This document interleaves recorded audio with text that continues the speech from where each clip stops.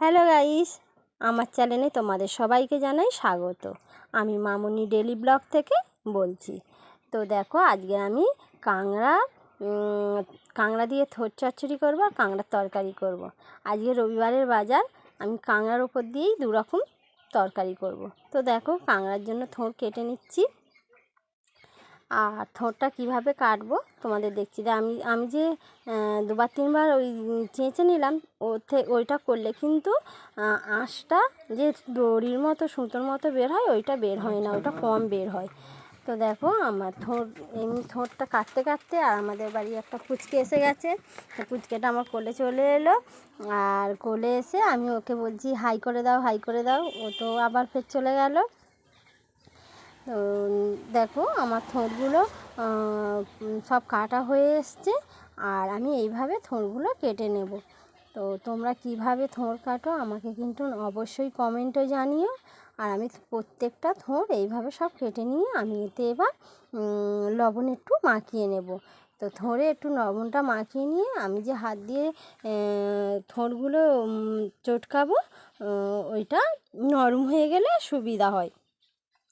তো দেখো, আমার এইভাবে আমার থোড়গুলো কেটে আমি লবণ মাখিয়ে নিলাম।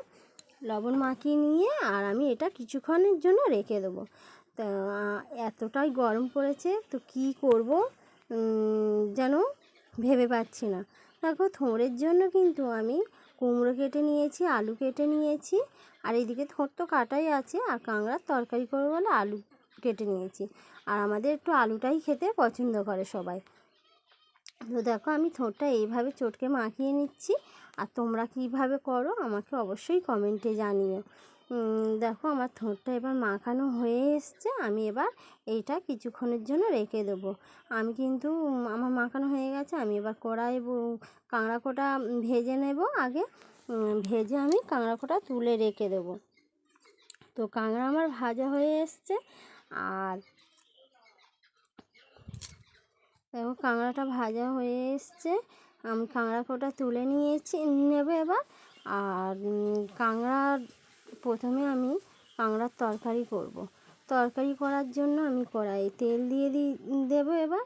আর বন্ধুরা, এই গরমে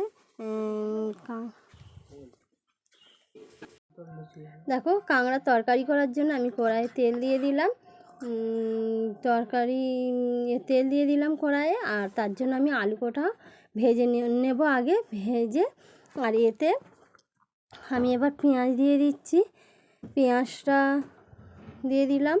পেঁয়াজটা দিয়ে একটু নেড়ে চেড়ে আমি এবার এতে কাঁচা লঙ্কাও দিয়ে দেব। পেঁয়াজটা ভাজা ভাজা মতো হয়ে গেলে আমি এতে কাঁচা লঙ্কাও দিয়ে দিলাম। পেঁয়াজ দেওয়ার পরে কাঁচা লঙ্কা দিলাম। কাঁচা লঙ্কা দেওয়ার পর দিলাম টমেটো দিয়ে নাড়াচাড়া করে। আর দেখো, ওতে এবার আমি আদা রসুন বাটাও দিয়ে দিলাম। আদা রসুন বাটা দেওয়ার পরে একটু নেড়ে চেড়ে আমি আবার এতে দেবো এবার হলুদ দিয়ে দেবো। আর দেখো, দিয়ে দিলাম হলুদ। আর এইদিকে বাটিতে দেখতে পাচ্ছ কাঁকড়ার ঘিতে আমি একটু সামান্য হলুদ দিয়ে দিলাম। আর দেবো নুনও দিয়ে দিলাম। নুন দেওয়ার পরে এতেও একটু নুন দিলাম। আর এইটা কাঁকড়ার ঘিটা কিন্তু বাটি ভাজা খেতে খুবই ভালো লাগে। তোমরা কিন্তু অবশ্যই করে খেও। আর আমি তো আমাদের কাঁকড়া নিলে কাঁকড়ার ঘিটা দীপম খেতে পছন্দ করে। আর এতেও একটু সামান্য দিয়ে দিলাম, দিলে তরকারিটা অন্যরকম খেতে লাগবে। আর দেখো, আমি এবার নেড়ে চেড়ে আমি এতে এবার জল দিয়ে দেব। আমার জল দেওয়া হয়ে গেছে। আর দেখো, আমি এবার কাঁকড়া কোটাও দিয়ে দেব। দিয়ে আমি এটা একটু নেড়ে চেড়ে আর ঢাকা দিয়ে রেখে দেব। তো দেখো, কাঁকড়ার তরকারি এইভাবে আমরা করি। তোমরা কিভাবে করো আমাকে কমেন্টে অবশ্যই জানিও। আর আমার কাঁকড়ার তরকারিটা কমপ্লিট হয়ে গেছে। দিয়ে দেব শাহি গরম মশলা দিয়ে দিলাম। আর আমার এটা কিন্তু কমপ্লিট হয়ে গেছে। ওইটা চাপা দিয়ে খানিকটা রেখে দিতে হবে, তোমাদেরকে ওই সবটা দেখাতে পারি না।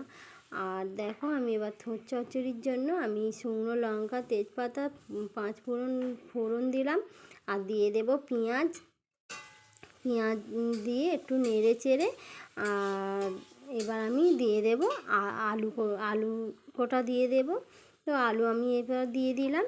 আলু কোটা দিয়ে একটু ভাজা ভাজা মতো হয়ে এলে আমি দিয়ে দেব কুমড়ো। তো দেখো আলু কোটা ভাজা ভাজা মতো হয়ে এসছে, আর এবার আমি কুমড়ো কোটা এতে তুলে দেব। কুমড়ো কোটা দিয়ে দিলাম। কুমড়োটা দিয়ে খানিকটা নেড়ে চেড়ে আর আমি এতে থোড়টাও দিয়ে দেব। তো আমার কুমড়ো কোটা নাড়া হয়ে এসছে, একটু ভাজা ভাজা মতো হচ্ছে। আমি খুব কিন্তু বেশি কড়া করে ভাজি না, হালকা করে ভাজি, যেহেতু কড়া করে ভাজলে তরকারিটা ভালো লাগে বটে, কিন্তু আমাদের ও একটু যোগ করে বলে আমি হালকা মশলা দিয়ে হালকা ভেজে আমি তরকারি করি। আর আমি দেখো তরকারি থোড় চচ্চড়িতে আমি জল দিয়ে দিলাম, আর থোড়টা কিন্তু আগেই দেয়, আমি দিতে ভুলে গেছি। আমি জল ঢেলে থোড় কোটা তুলে দিলাম। তো দিয়ে দিলাম থোড়, দিয়ে নেড়ে চেড়ে আর আমি এবার চাপা দিয়ে রেখে দেব। তা এত গরম পড়েছে, খুবই গরম পড়েছে, এইসব খাওয়া ঠিক না, তবু কী করবো ভেবে পাচ্ছি না, তাই এইসব করলাম। আর দেখো আমি এবার একটা চাপা দিয়ে দেব। আর এইদিকে যে ঘিটা তোমাদেরকে দেখিয়েছিলাম লঙ্কা হলুদ দিয়ে নুন লবণ দিয়ে এতে আগে রেখে দিয়েছিলাম, আমি এবার গ্যাসে এটা একটু নেড়ে চেড়ে নেব।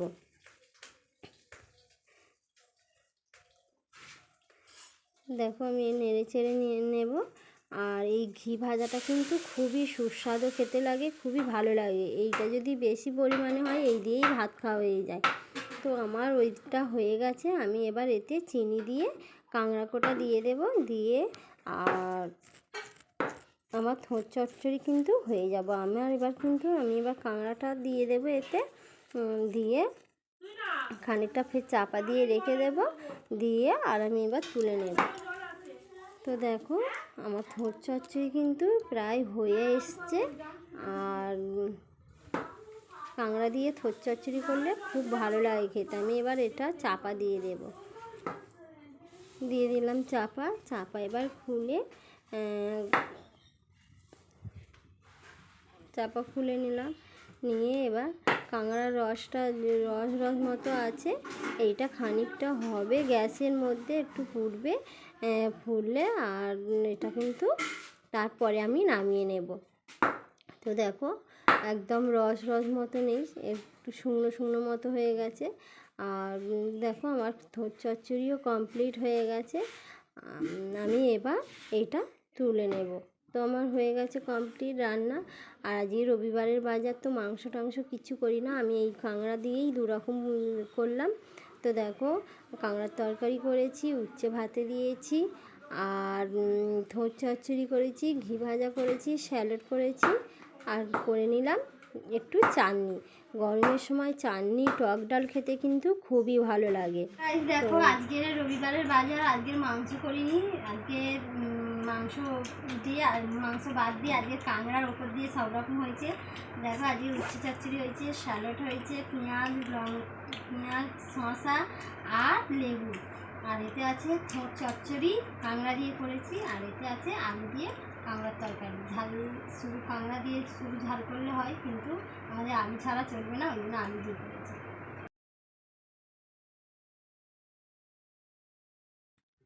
দেখো আমাদের এবার খাওয়া দাওয়া খেতে বসে গেছি, আর খাওয়া দাওয়া হয়ে গেছে। এবার আমি বিকালে তোমাদের